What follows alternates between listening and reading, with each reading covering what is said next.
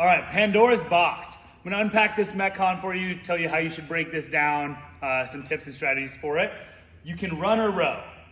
I would really like you to run, unless it's negative, crazy nonsense outside and you refuse to run, then we can bike. If you have a bike, eco bike or assault bike, same distance, 2,000 for men, 1.7 or 1,700 for women.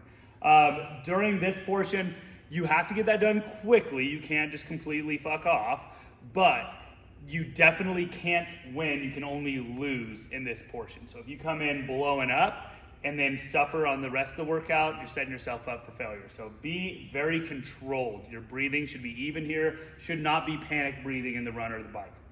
Once we get into the burpee box jump overs, you have 30 burpee box jump overs, 24 and 20 inches is the RX here and the plus. The biggest thing with the burpee box jump over is to find your movement pattern that is consistent for you.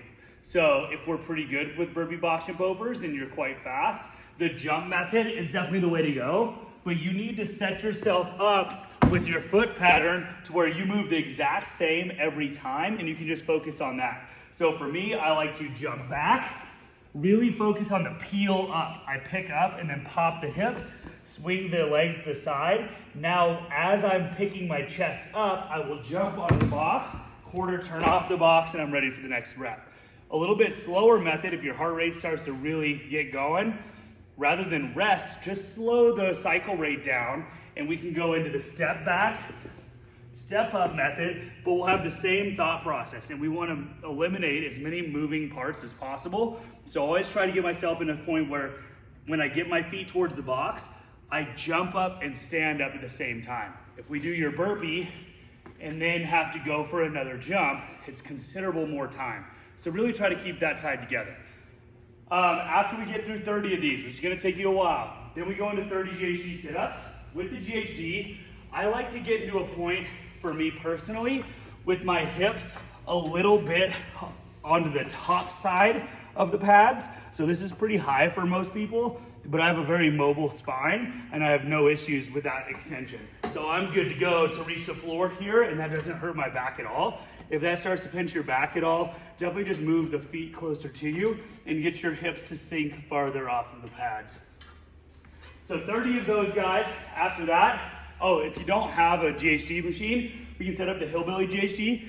Roughly, you want the pad to be in the ballpark of knee height.